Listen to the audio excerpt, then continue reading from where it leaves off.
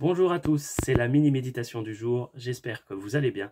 Et ce matin, je vous propose un texte dans l'évangile selon Jean, au chapitre 17, les versets 13 à 17.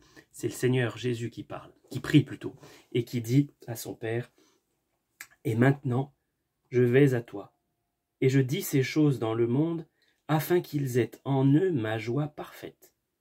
Je leur ai donné ta parole, et le monde les a haïs, parce qu'ils ne sont pas du monde. Comme moi, je ne suis pas du monde.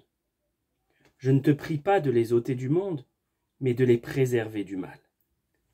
Ils ne sont pas du monde, comme moi, je ne suis pas du monde. Sanctifie-les par ta vérité.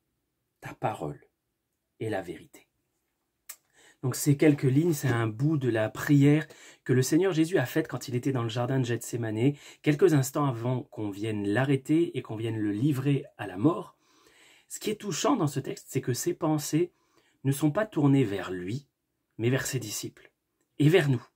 On peut dire vraiment que c'est vers nous, personnellement, que ses pensées sont tournées pendant qu'il prie, parce qu'au verset 20, il leur dit « Ce n'est pas pour eux seulement que je prie, mais encore pour ceux qui croiront en moi par leur parole. » Donc, c'est nous qui croyons en Jésus-Christ, parce que nous avons lu la parole qu'ont écrite les apôtres. Dans notre texte, ce matin, Jésus nous prévient que le monde n'aime pas les chrétiens, n'aime pas ceux qui se réclament de lui. Et vous avez peut-être entendu ou vu ces derniers jours des remarques désobligeantes, accusatrices, à l'encontre des chrétiens dans ces temps d'épidémie. Il ne faut pas qu'on soit troublé par ça, parce que le Seigneur Jésus nous a prévenu que ces choses doivent arriver.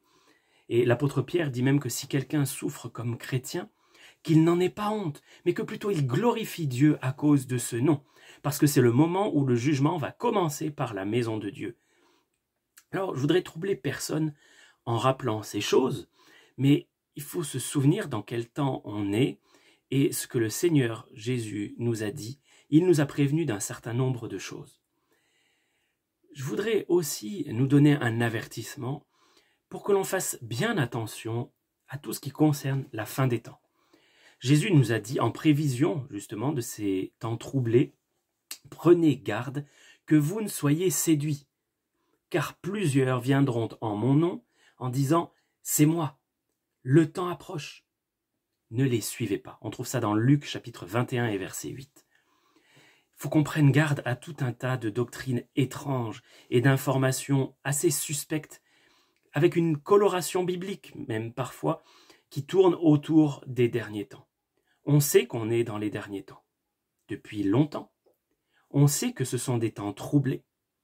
Mais prenons garde à des interprétations qui ne colleraient pas avec la Bible ou dont on n'est simplement pas sûr. On doit rester en alerte. Le Seigneur nous a demandé de rester en alerte et de bien faire attention à ce qu'on reçoit comme doctrine.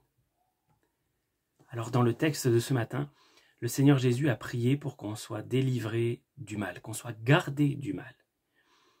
Et aujourd'hui encore, et ça c'est vraiment encourageant, il intercède pour nous, pour qu'on soit préservé du mal. Il est à la droite de Dieu et il prie pour nous. Il fait son œuvre d'intercesseur, de médiateur en notre faveur. Et il le fait pour que son plan soit accompli. Et son plan, c'est que nous lui ressemblions, que nous soyons amenés à lui ressembler. C'est encourageant de savoir que les circonstances qui nous sont imposées aujourd'hui servent à cela, à remplir le but que le Seigneur Jésus s'est fixé, nous rendre semblables à lui.